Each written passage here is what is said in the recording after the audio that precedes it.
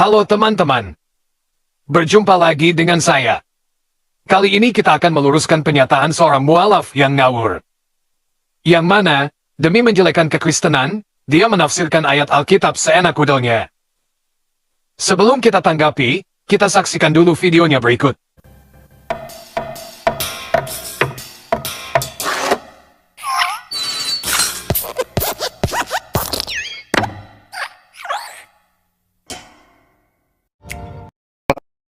Kenapa Islam digambarkan sebagai agama yang keras? Ada yang bisa jawab nggak pertanyaan ini? Kenapa Islam digambarkan sebagai agama yang keras? Paling gampang saja begini. Tolong cari satu saja dalam Al-Quran, ada kata pedang, satu saja. Saya keluar dari Islam hari ini juga. Gampang. Satu saja ada kata pedang dalam Al-Quran, saya keluar dari Islam hari ini juga.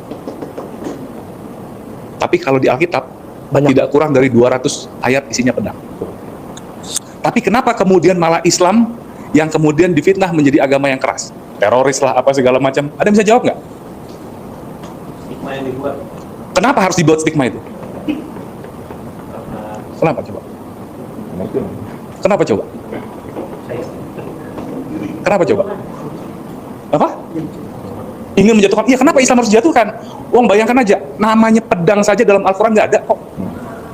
Cari satu saja ayat, ada kata pedang dalam Al-Quran, saya keluar dari Islam hari ini juga, nggak pakai lama. Apa mesti saya bacain ayatnya nih? Ya, janganlah kamu menyangka aku datang membawa damai. Sungguhnya aku datang bukan membawa damai, namun aku membawa pedang. Karena aku datang untuk memisahkan anak dari ibunya, istri dari suaminya, dan musuh satu orang adalah seisi rumahnya. Di Alkitab loh itu, Matius 10 ayat 34. Itu yang ada di sana begitu. Lukas 19 ayat 27. Dan bawalah seteruku orang-orang yang tidak menerima aku sebagai rajanya, dan penggalah kepala mereka di depan aku. Kata Yesus loh itu dalam Alkitab. Dalam Islam tidak ada. Konsepnya malah la ikraha fiddin, tidak boleh ada paksaan dalam Islam.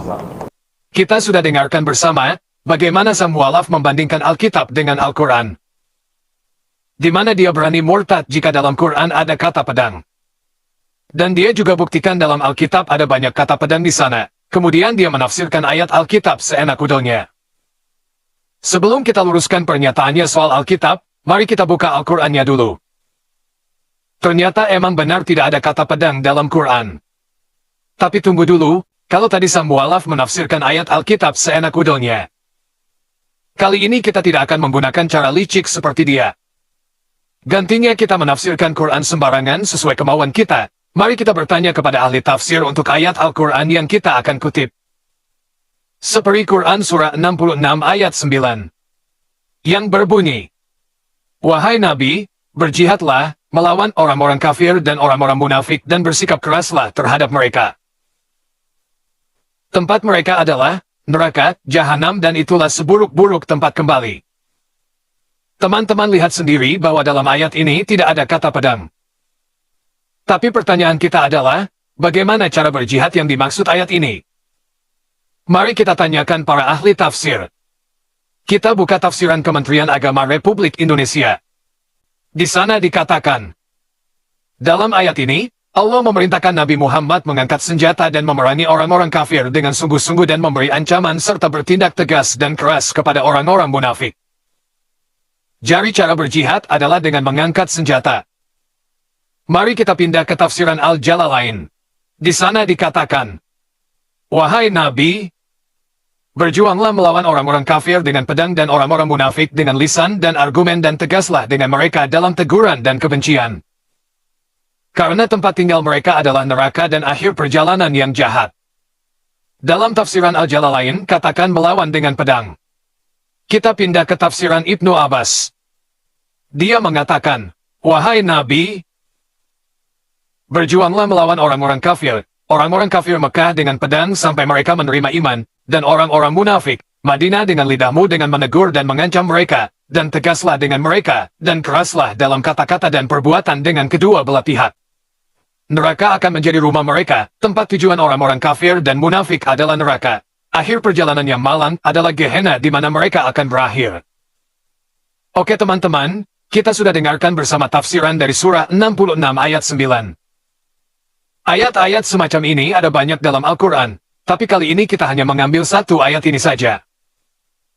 Jadi, Meski ayat ini tidak menunjukkan kata pedang, tapi ayat ini memerintahkan berjihad melawan kafir, dan sesuai dengan tafsiran yang kita baca bersama, berjihadnya menggunakan senjata atau pedang. Ingat ya, kita tidak sedang menafsirkan ayat Quran semau kita. Mari kita buka ayat Alkitab yang ditafsirkan serampangan oleh mualaf tadi. Pertanyaan kita adalah, apakah orang Kristen menafsirkan ayat yang dia kutip seperti yang dia sampaikan tadi? Tentu saja tidak. Mari kita baca Matius 10 ayat 34. Jangan kamu menyangka bahwa aku datang untuk membawa damai di atas bumi. Aku datang bukan untuk membawa damai, melainkan pedang. Jadi menurut sang mualaf tadi, pedang yang dimaksud ayat ini adalah pedang sungguhan. Jadi sang mualaf mengartikan ayat ini secara harfiah, kita gak usah heran, pantesan dia jadi mualaf. Padahal ayat itu tidak sedikit pun berbicara tentang perang menggunakan pedang. Maksud dari ayat itu jawabannya ada di ayat 38. Barang siapa tidak memikul salibnya dan mengikut aku, ia tidak layak bagiku. Ini adalah konsekuensi mengikuti Yesus, di mana kamu akan dibenci oleh orang bahkan keluargamu karena Yesus. Konsekuensi itulah yang disimbolkan Yesus sebagai salib. Jadi ayat itu tidak memerintahkan untuk berperang. Bahkan pada ayat lain Yesus mengatakan, Matius 26 ayat 52.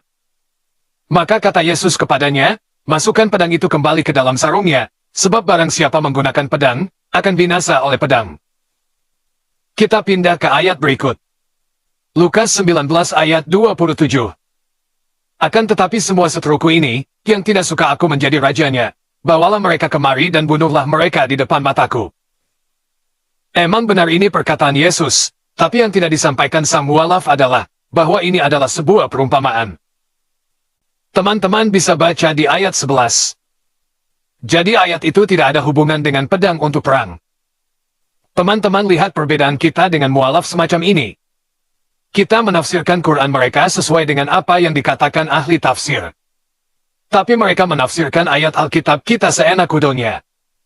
Oke teman-teman, demikian tanggapan kita terhadap pernyataan sang mualaf botol. Terima kasih untuk dukungan teman-teman. Tuhan Yesus memberkati. Dalam Islam tidak ada. Konsepnya malah la ikraha fiddin, tidak boleh ada paksaan dalam Islam. Orang masuk Islam bebas, tapi keluar nggak boleh. Bulat memang.